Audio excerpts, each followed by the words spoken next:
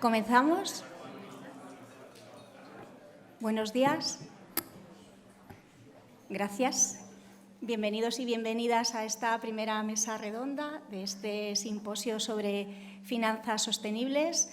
Agradecemos a FUNSEAM que haya pensado en nosotros y nosotras para poder introducir este ámbito denominado ESG, ASG, ¿no? Esos criterios ambientales, sociales y de gobierno que vamos a poder ver a través de las empresas aquí representadas cómo se incluyen dentro de esas estrategias empresariales esos criterios.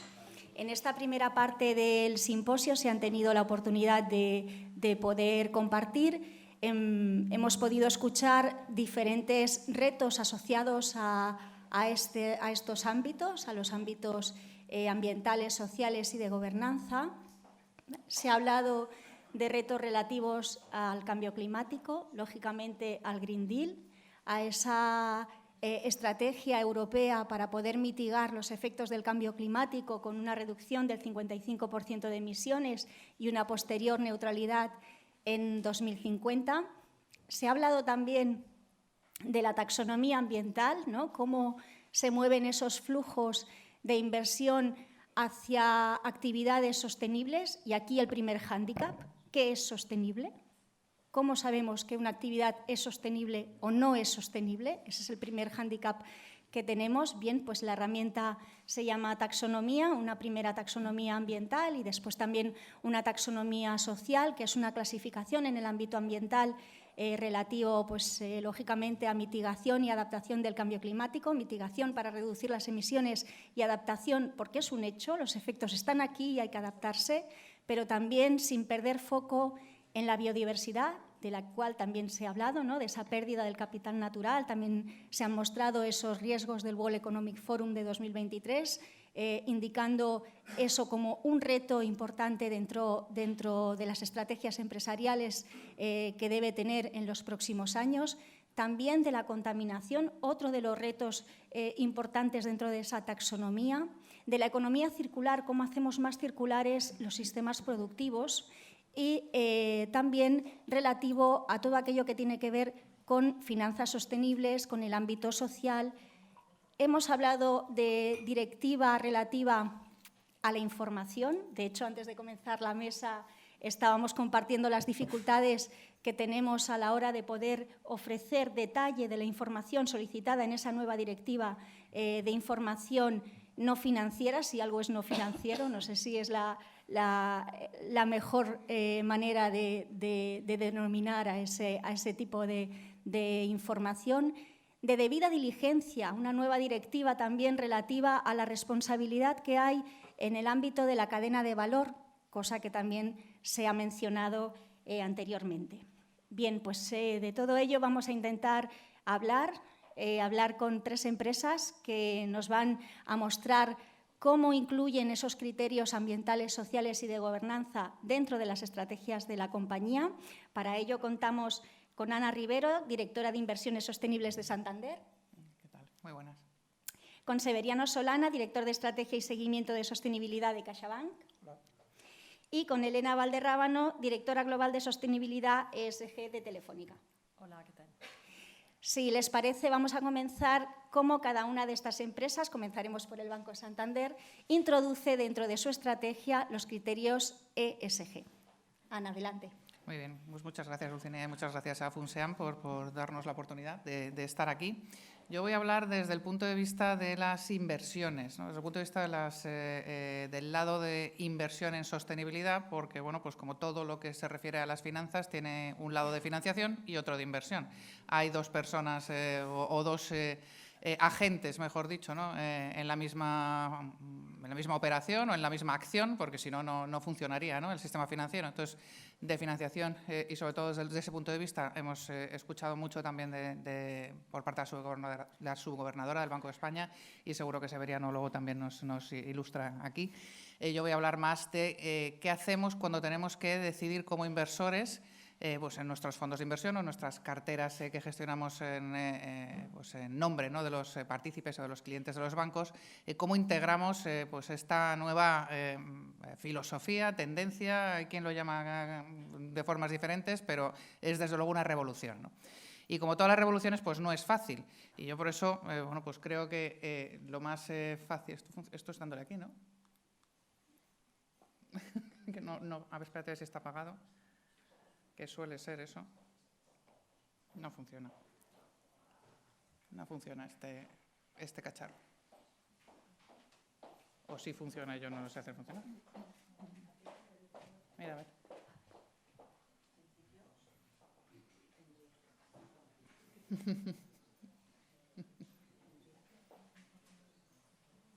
A ver si está apagado.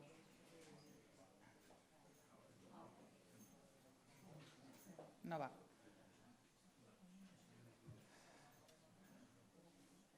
Ahora. Menos mal que lo que venía era algo que por lo menos es entretenido y no. Bueno, esta espera ha servido pues para reírnos un poquito. A mí me parece más, aparte de divertido y verlo, y que todo el mundo, tenemos todos una edad, no nos engañemos, sabemos quién es. Pues esto es real, tiene un libro y tiene una canción que se llama No es fácil ser verde, La rana Gustavo para nosotros, ¿no? Y yo esto cuando damos cursos de formación es lo primero que pongo, es la primera diapositiva que pongo, porque digo, si se está resultando fácil, si os parece que esto lo hacéis de una forma pues, facilísima y que se hace en 2 minutos y le estáis aconsejando a clientes o asesorando a clientes o sois gestores de fondos de inversión o de carteras y esto lo hacéis fácil, lo estáis haciendo mal. Porque no tiene nada de fácil. O sea, esto es un mundo que además no para de crecer, es un universo de legislaciones, regulaciones que no han hecho sino empezar porque hay que pues seguir desarrollándolas. Conceptos, la taxonomía que ha comentado Dulcinea es todo un mundo, todo un universo y ya solamente conocemos una de todas las que vendrán. Luego no es fácil y eso es una cosa que es fundamental meternos en la cabeza, que invertir teniendo en cuenta la sostenibilidad significa restringir el universo de inversión, significa tener en cuenta criterios que van a impedir que puedas invertir en cualquier cosa de cualquier forma. Luego vas a restringir el universo de inversión porque tú quieres y porque consideras que hay que premiar a los criterios mejores y no premiar tanto a aquellos peores, ¿no? Y hay que ayudar en la transición. Pero en cualquier caso no es fácil. O sea, es algo que está en proceso de desarrollo y que estamos haciendo entre todos.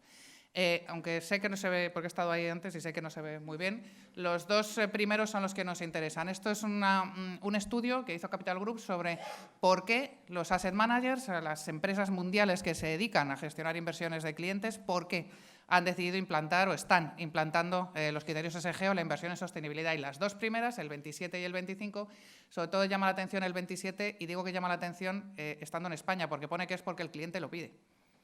Y a mí, yo no sé si pasa en tu red, pero en mi red me dice que el cliente no lo pide. Que esto es una cosa que nos hemos inventado nosotros y que nadie tiene esta prisa por invertir en sostenibilidad y que qué estamos haciendo con tanto venga a reciclar y venga a dar nuevas pues normas y nuevas normativas. Pero realmente, no vamos a entrar hoy porque no tenemos tiempo, pero el desglose de todas estas encuestas lo que te dice es que el cliente que lo pide es el cliente del futuro. Es el cliente más joven, es el cliente más formado, más sofisticado. Los millennials, que yo no soy millennial, yo soy más mayor, pero los millennials ya están por los 40 años, o sea, ya no son chavales de 20 y tantos, ¿no? La gente que va a tener la capacidad de decisión es la que tiene esta conciencia mucho más desarrollada que los que ahora mismo son los dueños de la gran mayoría del patrimonio que se está gestionando. Por eso hay esa dicotomía, ¿no? Porque no es fácil, sobre todo en España, ver a alguien de 25, de 30 o de 35 años invirtiendo en general en los mercados, ¿no? No hay una cultura de ese, que es algo malo, pero no la hay. Entonces todavía no hay esa concienciación social, pero en el mundo, esto es una encuesta global, la primera causa por la que se están adaptando todas las estructuras, están invirtiendo una cantidad de recursos brutales, tanto humanos como en tecnología, como en datos, como en proveedores nuevos, en las entidades financieras que generamos esta actividad.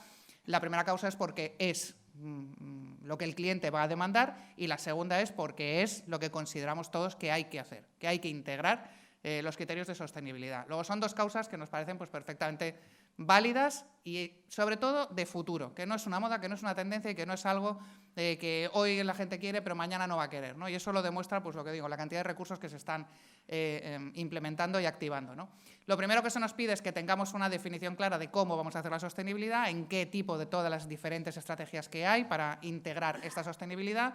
Hay varias, las tienen ahí todas. La más básica, que es excluir lo malo, por decirlo así, y luego las más sofisticadas, que son las temáticas o las que realmente van al corazón de una temática, pues, por ejemplo, de clima o una temática social. Todo ello no se hace opinativamente.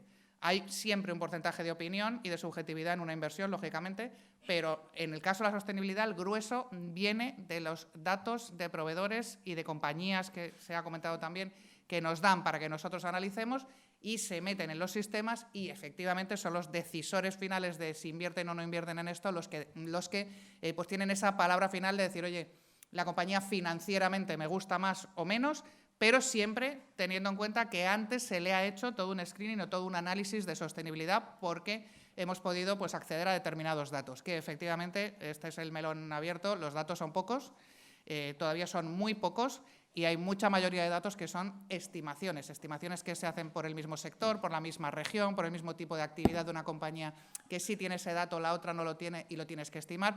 Pues lo que ha sido estimación de análisis financiero toda la vida, ahora también hay que hacerlo, pues, de sostenibilidad, hasta que tengamos esa fuente de datos que todos esperamos, ¿no? Que va a ser en unos años, donde ya, pues, le des a un botón y te salga directamente qué rating tiene una compañía, porque tendrás rellenas todas las celdas del Excel de turno con todos los datos que necesites. No es donde estamos ahora. Ahora sí que hace falta, y mucho, el valor añadido de analistas, de gestores y de gente que, pues, que sabe interpretar los datos. Y este gráfico, aunque no se lee nada, pone de manifiesto un poco que sí que es verdad a nivel mundial, ahora cuento qué es lo que significa, a nivel mundial ese 27%, esa máxima, esa premisa que dice que el cliente quiere esto, que el partícipe quiere esto. Yo siempre digo, el cliente somos todos, o sea, el ciudadano quiere esto, ¿no? Y ese primer gráfico, el de la izquierda, son los flujos netos de entradas y salidas de fondos de inversión en el mundo, sostenibles frente a tradicionales. Los tradicionales son los que representan la barra gris, los sostenibles los que representan la barra verde. Para que un fondo sea sostenible, pues ya han escuchado y supongo que lo sabrán, y si no, se lo vamos a contar un poco más adelante. Tienes que cumplir una serie de requisitos que cada vez son más estrictos, más auditables, vamos a decir así, y que te comprometen más. Es decir, tú no pones en un fondo no sé qué sostenible y la CNMV te lo acepta, no. Tienes que cumplir una serie de requisitos que justifican, que garantizan al partícipe que ahí detrás de ese nombre se está haciendo una criba, como decimos, se está haciendo un universo de inversión que se analiza, se está haciendo un proceso de selección de activos que pasa unos filtros que se han aprobado, y entonces te permiten que ese fondo se llame SG o se llame sostenible. Pues como ven, estos son los últimos, se echan para atrás, los últimos trimestres.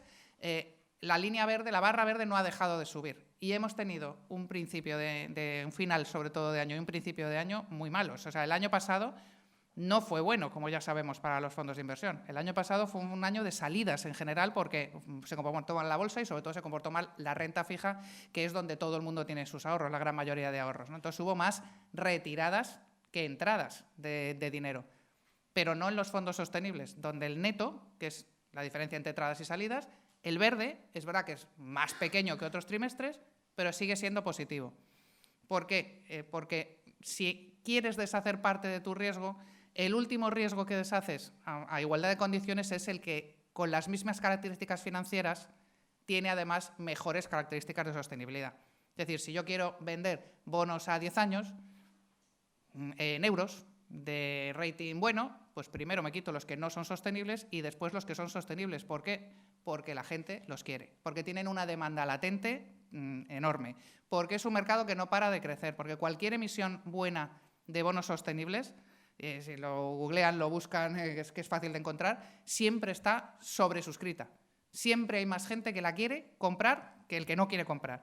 Entonces, a la hora de vender también son más resistentes por eso, porque son los últimos de los que deshaces, a no ser que sea alguno puntual que pueda tener algún problema, ¿no? Luego, la demanda, es cierto, en este caso es demanda institucional, no es demanda retail, no es demanda del ciudadano de a pie, que es el que tiene poca capacidad de decisión con su dinero, es demanda nuestra, es demanda de los fondos de inversión, de las compañías de planes de pensiones, de las aseguradoras, que sí que entran a comprar ese tipo de bonos o ese tipo de empresas. Luego sí que es verdad, ese 27%, aunque hablando entre nosotros no lo veamos, las manos fuertes del mercado, que son los grandes inversores, estos que acabo de comentar, sí que están demandando cada vez más que las inversiones tengan esas características de sostenibilidad. ¿Por qué? Porque a ellos también se lo están demandando. Si yo soy una compañía de seguros y quiero invertir mi cartera en el mercado, a mí, como compañía de seguros, también me van a medir cuánto de lo que yo invierto es bueno en función de la sostenibilidad y cuánto no. Y también tengo esos famosos KPIs de, oye, cada vez voy a tener más dinero invertido en algo que, además de financieramente bueno, que es lo que quiere el director financiero, sea sosteniblemente bueno, que es lo que quiere el director de sostenibilidad donde lo hay, y si no, el consejo. Eso cada vez va a ser más así. Entonces, sí es cierto, hay una demanda tremenda, latente, que deriva de todo lo que estamos comentando hoy y que nos ha obligado, obviamente, a todos, y bien hecho, a reciclarnos, a invertir y a que cada vez más nuestros procesos, nuestras personas, nuestros clientes, nuestros banqueros, nuestra red, esté más formado, informado y motivado en que esto sea esté en el frente de cualquier discusión o de cualquier conversación que se tenga en el ámbito comercial, tanto desde las grandes corporaciones, hablando de clientes, como del pequeño ahorrador, que también cada vez más va a ser más consciente. Y yo no voy a entrar en el test nuevo que ha habido, pero ahora ya se les va a preguntar, se les pregunta, ¿no?, a cualquier pequeño ahorrador si tiene o no preferencias de sostenibilidad. Y voy a ir como tenemos poco tiempo, voy a pasar muy rápidamente, porque lo único que quería comentar es que, además de todo eso, el papel fundamental que estamos haciendo, que es un papel que es muy desconocido en España todavía, aunque no en las empresas más importantes, es el papel del active ownership, ¿no?, del engagement. Es decir, a la hora de haber incorporado estos criterios como criterios clave, criterios pivote, en los que se fundamentan las inversiones que hacemos, las grandes vehículos de inversión, ¿no?, los fondos de inversión, etcétera, lo que hacemos es un diálogo constante con las compañías, porque aquellas que son muy grandes tienen muy bien desarrollado, desde luego relativamente, pues lo que es ese reporte de sostenibilidad. Aquellas que son menos grandes o, en nuestro caso, por ejemplo, de países como los países latinoamericanos, donde todavía la regulación no está, ni la legislación, ni la supervisión está al nivel de Europa, pues les acompañamos, les ayudamos, les decimos, oye, ¿qué es lo que está esperando el inversor de ti para poder ponerte una nota buena de calificación, o por lo menos calificarte, que a veces es que no puedes ni calificar una compañía porque no hay datos, y por lo tanto poder formar parte de ese universo elegible, reducido, de empresas que tienen algo que decir en sostenibilidad y que se pueden comparar, ¿no? Y esto es una actividad que cada vez requiere más recursos, cada vez requiere más gente, en la que se está haciendo una labor, pues eso, de acompañamiento a compañías, que es cada vez más valorada por esas mismas. Yo puedo decir que del 100% de empresas a las que hemos planteado en todas las geografías en las que está el Santander, acompañarles en el proceso de engagement, del 100% han dicho que sí. O sea, todas quieren que tú les digas, oye, tú eres el inversor, ¿qué es lo que estás buscando de mí? ¿Qué te puedo decir? ¿Qué no te estoy informando? Ya sea lo que me dice la ley, no, más allá de lo que me dice la ley. ¿Tú qué quieres? ¿Qué buscas?, ¿no? Y eso es un proceso que se hace conjuntamente y que se hace internacionalmente en los mismos estándares y en las mismas iniciativas, que eso es lo bueno. No que unos vayamos por un lado preguntándole a una compañía una cosa y otros vayan por otro lado preguntándole otra cosa. Por eso todas esas siglas que tienen aquí, como por ejemplo el IGCC, que es el Institutional Investors Group on Climate Change, eso nos incluye a todas las compañías en general, grandes gestoras de activos, y todas vamos a la vez a preguntarles y a pedirles a esas compañías los mismos datos, porque se trata también de intentar estandarizar y de intentar que todos rememos a la vez en la misma dirección. Esto está en construcción. No podemos estar poniendo unos un baño y los otros la habitación en el otro lado, ¿no? Estamos en los cimientos. Y todo eso, pues lo estábamos comentando justo antes de empezar, que es una de las cosas más satisfactorias de este proceso, ¿no?, que entre nosotros nos hablamos muchísimo más de lo que nos hablábamos hace unos años, ¿no?, los diferentes competidores. Y yo lo voy a dejar aquí para no alargarme y os paso la palabra. Perfecto, gracias, Ana. Bueno, ya has hablado de la complejidad, has hablado también de la dificultad de disponer de información para poder después informar con el detalle que nos exige la nueva directiva, que nos va a la DI, y también por acercarnos a ese mundo de millennials, yo me incluyo, yo conocía a la Rana Gustavo, y de centennials que tenemos y que tenemos que hacer el ejercicio para poder disponer de la información de esa manera. Bueno, vamos contigo, Severiano. ¿Qué hacemos en CaixaBank? Muy bien, pues buenos días y muchas gracias a FUNSEAM por la invitación a este acto. Seguro va a ser muy interesante para todos los asistentes que estamos aquí, el oír lo que estamos haciendo las diferentes empresas en esta materia. En CaixaBank a nosotros nos gusta decir que nuestro ADN es de sostenibilidad y pensamos realmente esto viendo nuestro pasado y viendo el futuro. Yendo al pasado, la constitución de las cajas de ahorro que dieron lugar a CaixaBank claramente estaba inspirado en una finalidad social y ese es un elemento fundacional y es un elemento que está impregnado en toda la actividad que realiza la entidad. De cara a futuro, es evidente que un movimiento del calado como el que está teniendo la sostenibilidad en este país, pero también a nivel internacional, obviamente, no podíamos estar ajenos a él. Una entidad con 18 millones de clientes claramente tenía una responsabilidad y un liderazgo que llevar adelante en esta transformación del modelo económico, del modelo energético que estamos viviendo dentro de nuestra sociedad. Y cuando Dulcinea nos planteaba la idea de, si podíamos explicar cómo estábamos integrando de alguna manera los conceptos de la sostenibilidad dentro de la estrategia de la compañía, pues lo que se nos ocurrió era básicamente contar cuál es nuestro plan director y cuál es nuestro plan estratégico, de manera muy breve, espero no aburrir demasiado, pero sí dar unas pinceladas de cómo lo estamos afrontando, no en un caso hipotético, sino sobre el plan director que tenemos actualmente implantado dentro de CaixaBank y con el que estamos dirigiendo nuestra actividad en materia de sostenibilidad del periodo 2022 al 2024. Para arrancar esto, me voy un poco antes, año 2021, viendo un poco los cambios y cómo de alguna manera la sostenibilidad estaba mutando, estaba variando, porque este sí que es un fenómeno claro. La sostenibilidad, si la vemos ahora y la vemos hace unos años, esto ha cambiado y el concepto que todos tenemos de sostenibilidad es muy diferente. Pues en el año 21, haciendo un poco esta reflexión, entendimos que era necesario recoger un grupo enorme de inquietudes y de iniciativas que dentro del banco se estaban desarrollando en las diferentes direcciones. Eso es un tema importante porque no es lo mismo lo que se entiende por sostenibilidad en diferentes partes de la misma empresa. No es lo mismo lo que dentro del banco podemos entender por sostenibilidad o necesidades en materia de sostenibilidad cuando estamos hablando de gestión de activos, como comentaba ahora Ana, de cuando estamos hablando en el mundo agro. Son cosas diferentes, son necesidades diferentes, iniciativas diferentes las que te van a llevar a avanzar en materia de sostenibilidad. Por tanto, tienes que ser capaz de construir tu plan director de sostenibilidad o tu estrategia en sostenibilidad pivotando mucho en un proceso de escucha dentro y fuera de tu entidad y ver qué es lo que requieren los diferentes stakeholders, diferentes ámbitos con los que te relacionas en materia de sostenibilidad.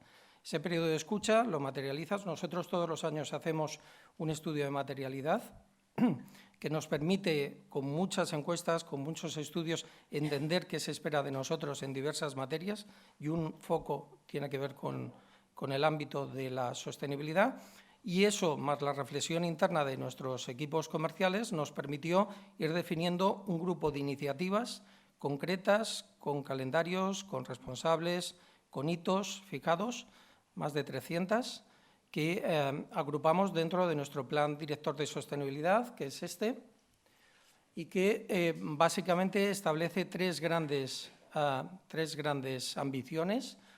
Uno tiene que ver con la cultura, ser una cultura responsable y ser un referente en materia de cultura responsable dentro de los ámbitos de nuestra actividad.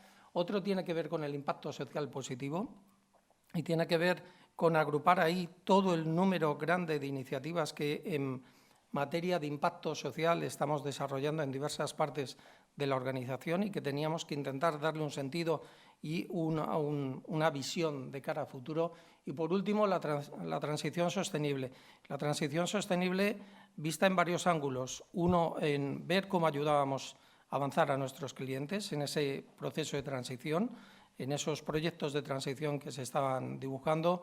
2, ser capaz de entender también cómo teníamos que ser nosotros capaces de integrar en todos nuestros modelos de riesgos esos elementos de la transición. Y tercero, dentro de los procesos de descarbonización de nuestra cartera, cómo íbamos a poder actuar y qué nivel de compromiso íbamos a poder asumir en cada uno de estos sendas de descarbonización que íbamos a tener que definir en estos próximos años. Debajo de cada una de estas 3 grandes ambiciones hay 11 planes de actuación que no voy a pasar a detallar en mucho detalle por no limitar más tiempo, pero van a estar accesibles, yo creo, dentro de lo que es la documentación de la ponencia. Es importante esa idea. Cada plan tiene hitos, tiene planes, tiene iniciativas concretas.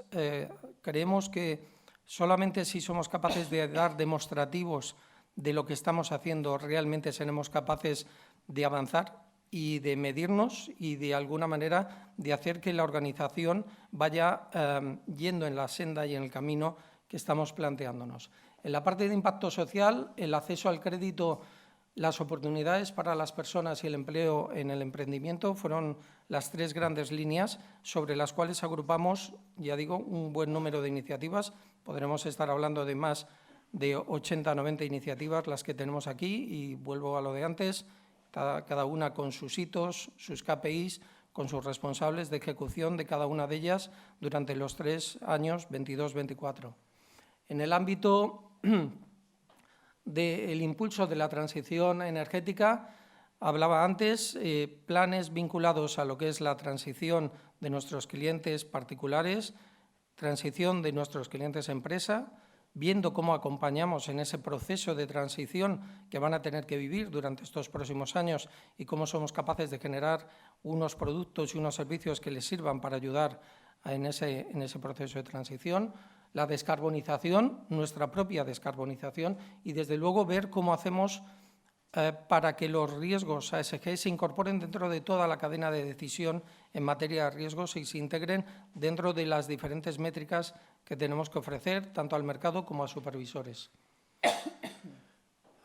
En lo que corresponde a la cultura responsable, empezamos por las personas, y aquí hablábamos mucho de trabajo en la cultura responsable vinculado mucho a programas también con nuestra gente. Esto de la sostenibilidad está muy bien hablarlo y venimos aquí y lo comentamos, pero es evidente que lo primero también, cada empresa tenemos que ser capaces de concienciar y de hacer entender a nuestros equipos de qué va esto de la sostenibilidad. Esto no es algo intuitivo, no es algo que la gente se levante una mañana y ya sepa de qué va la sostenibilidad y qué tiene que hacer la empresa en materia de sostenibilidad. Hay que explicarlo, hay que dedicar muchas horas de formación, hay que hacer planes muy exhaustivos. Hay gente con gran foco en sostenibilidad y que le va a cambiar tremendamente la forma de trabajo en su día a día en los próximos años, y todo eso tienes que explicárselo y dárselo con detalle y explicarle por qué es importante que ahora haga cosas que antes no hacía o que las cambie de forma de hacer, porque si no estaremos claramente yéndonos fuera de las prácticas que queremos liderar dentro del mercado, y eso es importante que la gente lo entienda y lo asuma como un proceso natural de cambio. Gestión interna de la cadena de valor, proveedores, tenemos que ser capaces de, como se ha comentado antes, hablar con nuestros proveedores, también de incorporar todo ese elemento de sostenibilidad dentro de todos nuestros procesos, tanto en la comercialización de productos como en la compra con nuestros proveedores. La rendición de cuentas, transparencia, se habla mucho habitualmente del tema del greenwashing. Yo creo que claramente un elemento diferenciador los próximos años va a ser quien sea capaz de dar una información más transparente, más coherente y sea capaz de rendir esas cuentas de tal manera que la gente sea capaz también de entender cuál es el esfuerzo y el avance que está haciendo en materia de sostenibilidad de manera clara. Y, por último, estándares regulatorios. Lo hemos comentado y se ha comentado antes. Hay una gran normativa y es muy necesario incluso forzar plazos para ir adaptándote, ir anticipando esos cambios que te van a venir por delante. CSRD, antes lo ha comentado la subgobernadora, va a ser un cambio tremendo para muchísimas empresas en los próximos años en toda Europa, y eso, el día que tienes que implantarlo, te puedes dar cuenta que si no has hecho el trabajo previo, no llegas. Tienes, por tanto, que funcionar con una antelación, tienes que ser capaz de hacer una transición ordenada y organizada dentro de tu estructura de información, de captura de datos, para poder llegar a dar esos reportes regulatorios, cumplir con esos estándares en el momento que son necesarios. Y todo esto tienes que acabar midiéndolo, porque si no, hablas en el vacío. Nosotros dentro del plan director, junto con esas 300 iniciativas, KPIs, planes, etcétera, medimos todos los indicadores y establecimos 5 indicadores de primer nivel o KPIs de primer nivel, porque pensábamos que era necesario también resumir toda esa cantidad de información en 5 elementos concretos que pudiéramos contar a la sociedad para explicar cómo vamos avanzando. Uno tiene que ver con la parte de movilización de finanzas sostenibles y no solamente parte de financiación, aquí tenemos también colocación o activación de fondos de inversión, planes de pensiones o colocación de emisiones de bonos sostenibles de clientes. Tenemos un indicador también vinculado a cómo nos ven las agencias externas. Tú puedes pensar que lo haces muy bien, pero cuando te comparas con tus competidores, si aquello va para atrás, pues claramente no estás yendo al ritmo que te exige el mercado. Y, por tanto, pedimos a una entidad que nos certificara cómo vamos avanzando comparativamente con nuestros principales competidores en materia de sostenibilidad. Y ese es el indicador sintético que nos definen todos los años si vamos o no al ritmo de estar en cabeza dentro de las mejores prácticas en materia sostenible. Teníamos también un indicador vinculado al número de directivas de mujeres en puestos directivos dentro de la compañía y nos fijamos un reto del periodo 22 al periodo 24 en que ese índice subiera y nos vayamos al 42%, es nuestro objetivo, al menos para acabar ese periodo 24. Esperemos poderlo superar. Nos planteamos también el objetivo ambiental con las emisiones de las sendas o el anuncio de las sendas de procesos de descarbonización dentro del Net Zero. Este año hemos anunciado las 2 primeras, este próximo año tenemos previsto anunciar 7 sendas correspondientes a 7 nuevos sectores, también en materia de descarbonización, con ese objetivo de ser neutrales en el 2050, pero esas sendas fijan ya objetivos para el 2030 de cómo vamos a evolucionar. La parte social, seguir con la actividad de Microban y entender que el número de personas impactadas positivamente por la actividad de microcrédito iba a seguir creciendo en estos próximos años y ahí es donde queremos seguir. Y esos 5 son los objetivos que de alguna manera nos definen el éxito o el fracaso. Estos 5 se incorporan también en el elemento retributivo de una buena parte de la plantilla. Desde luego, todo el top management está metido dentro de este objetivo de cumplimiento y ahora mismo, este año, estaremos aproximadamente que casi el 25% de la plantilla tendrá objetivos vinculados a la materia de sostenibilidad ya dentro del banco. Es un elemento importante que eso sea reconocido y que la gente entienda que es trascendental para la compañía perseguir este tipo de objetivos. Y por mi parte, nada más. Gracias, Severiano. Bueno, gracias también por incluir que no es algo estanco, que la sostenibilidad no es de un solo departamento, ya se ve en ese plan director que afecta a toda la compañía y a todos los ámbitos de la compañía y también introduce a los grupos de interés, ¿no? Has empezado indicando ese ejercicio de materialidad y de escucha activa de qué se espera de CaixaBank y cómo se incorpora también dentro de esa estrategia. Ahora vamos con Elena en un sector diferente, vamos con Telefónica. ¿No te va? ¿No funciona? Es el de la derecha. Sí, sí, le está dando a la derecha.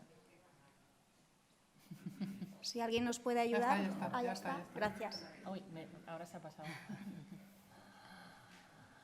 Bueno, simplemente unos datos, porque este sector, aquí con tanto banco, bueno, he de decir que tenemos una cosa coincidente, ¿no?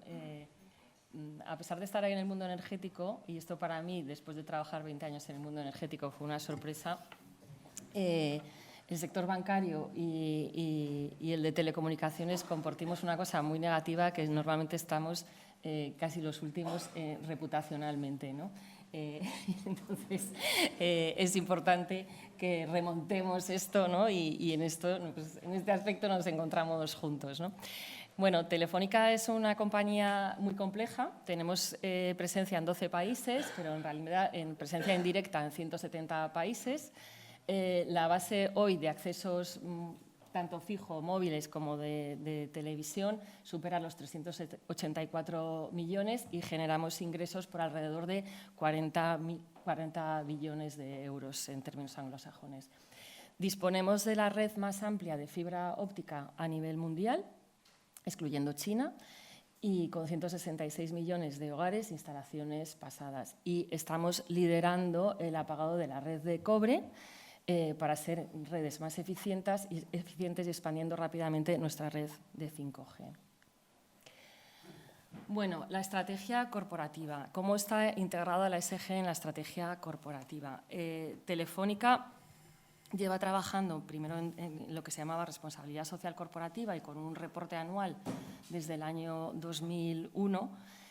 Fue una compañía pionera también en que esto se viera en una comisión específica del Consejo de Administración, constituyendo la primera comisión que hubo del Consejo en el año 2001 también, y a la que seguimos reportando mensualmente, ¿no? O sea, hay un reporte mensual de los temas ESG en el Consejo de Administración. Nosotros, la estrategia va siguiendo en paralelo. Desde el 2015 comenzamos a trabajar lo que se llama el Plan de Negocio Responsable, que está muy vinculado también a la propia estrategia de la compañía, basada en la creación de valor a largo plazo, en aumentar la eficiencia como compañía y en el crecimiento, ¿no? Y en ese sentido pues, planteamos distintos objetivos en los tres aspectos en la ESG, ¿no?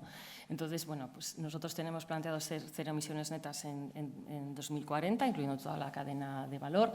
En 2025, en los principales mercados, pues en lo que es alcance 1 y 2, pues ya seremos cero neto, pero nos falta toda la cadena de valor y Latinoamérica, que es más complejo. Queremos ser cero residuos en 2030 y ay, ya no veo aquí. No veo, yo no sé cómo veis vosotros. Bueno, y luego la base, nosotros tenemos tres bases que coinciden con lo que estaba diciendo de crecimiento, eficiencia y valor a largo plazo, ¿no? Esto tiene que ser construir un futuro más verde, que son los objetivos que acabo de decir, pero luego también ayudar a la sociedad a prosperar, ¿no? Y la digitalización es clave ahora mismo para eso, ¿no? Entonces, nosotros tenemos un objetivo de extender la conectividad, llegando a un 90-97% de cobertura de banda ancha móvil en 2024. Como sabéis, en España eso ya es el 100% desde hace 2 años. El 33% de mujeres ejecutivas en 2024. Ya estamos con un 31,2. Tengo aquí a mi auditor este año. Y brecha salarial ajustada en 2024, ¿no? Tenemos un objetivo más a largo plazo, que es la brecha salarial bruta a 2050. Para que os hagáis una idea, Naciones Unidas dice que eso no se va a producir hasta el 2076, o sea que es un objetivo ambicioso, ¿no? Y estos son pasos para llegar a ello.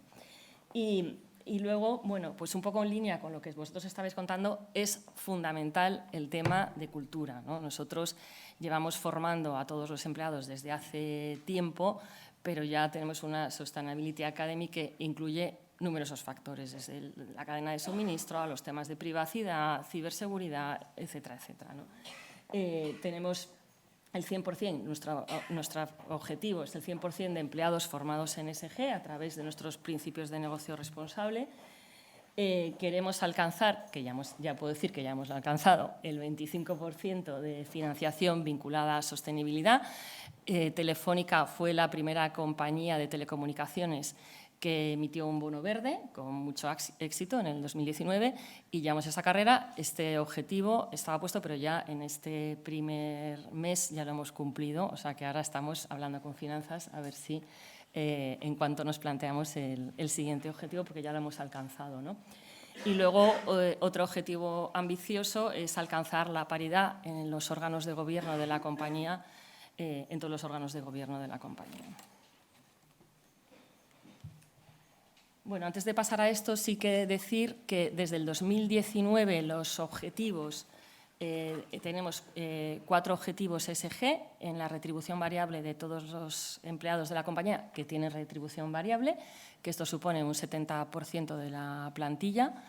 Y tenemos objetivos también a largo plazo, que es un 5% de los objetivos a largo plazo para aquellos ejecutivos que tienen variable también establecida a largo plazo, porque esto también de nuevo influye también en la cultura de la compañía en torno a la sostenibilidad. Y aquí, bueno, este año hemos publicado por primera vez un informe de impacto. Nosotros teníamos un informe de impacto en los ODS, pero que era más pequeñito. Hemos hecho un informe de impacto por el que nuestro impacto casi alcanza los 100 billones en términos anglosajones, cuantitativamente, ¿no? En lo que se refiere a ayudar a la sociedad a prosperar, estamos en 91 billones, en construir un futuro más verde, nuestro impacto es de 2 billones, y en liderar con el ejemplo, que incluye todos estos aspectos de gobierno corporativo, en 5 billones, ¿no? Sí que me gustaría destacar que todo el tema de impacto cada vez va a ser más relevante. Aquí estamos hablando de cómo bueno, pues esto tiene sentido para tanto los clientes como el mundo inversor, ¿no? Para nosotros esto es importante que se vaya modulando, ¿no? Y vamos trabajando nosotros en lo que es el mundo inversor, que al final es lo que te hace palanca. Me ha gustado mucho la intervención de Margarita antes, ¿no? De cómo al final las entidades financieras van a ser un poco las que estén empujando esto, ¿no? Porque al final van a tener que valorar. Nosotros el año pasado, en términos de equity, aumentamos en un 40% la inversión de fondos sostenibles dentro de la compañía y, como he dicho antes, y luego en términos de financiación, pues tenemos ya más de un 25% de financiación sostenible.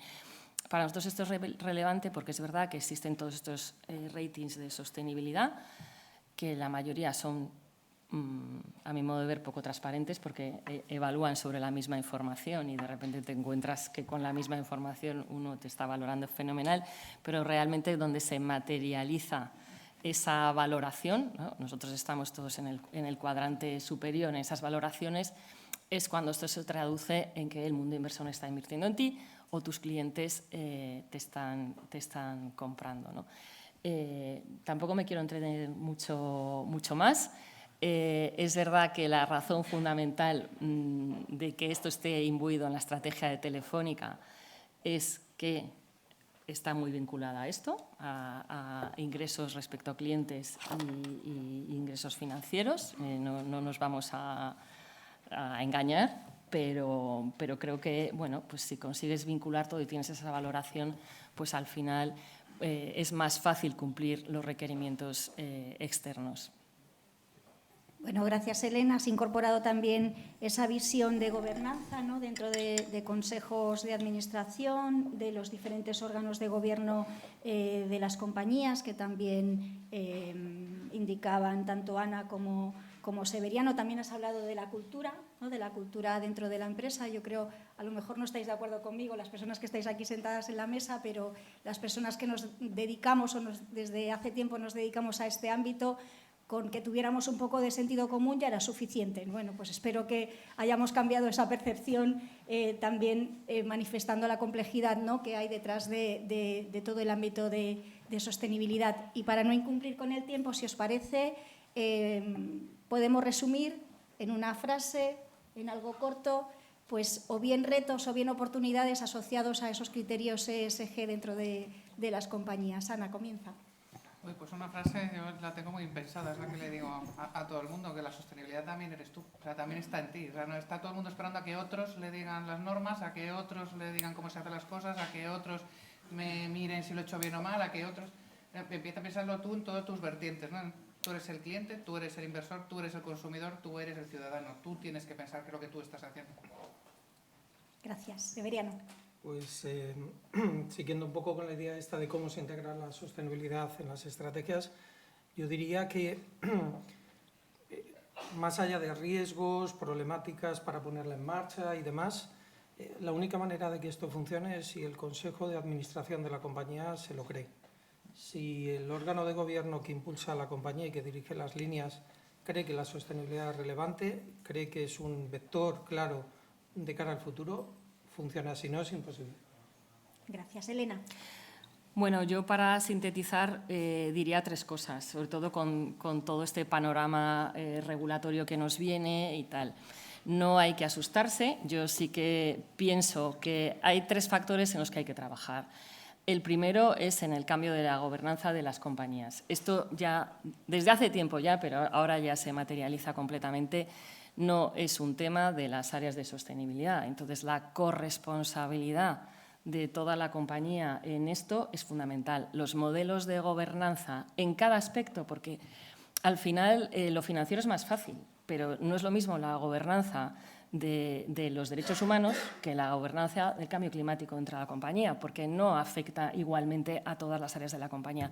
Y esto, con toda la nueva regulación, es la primera cosa que hay que abordar. ¿Cómo es la gobernanza de cada aspecto? Y la gobernanza de la sostenibilidad en la compañía.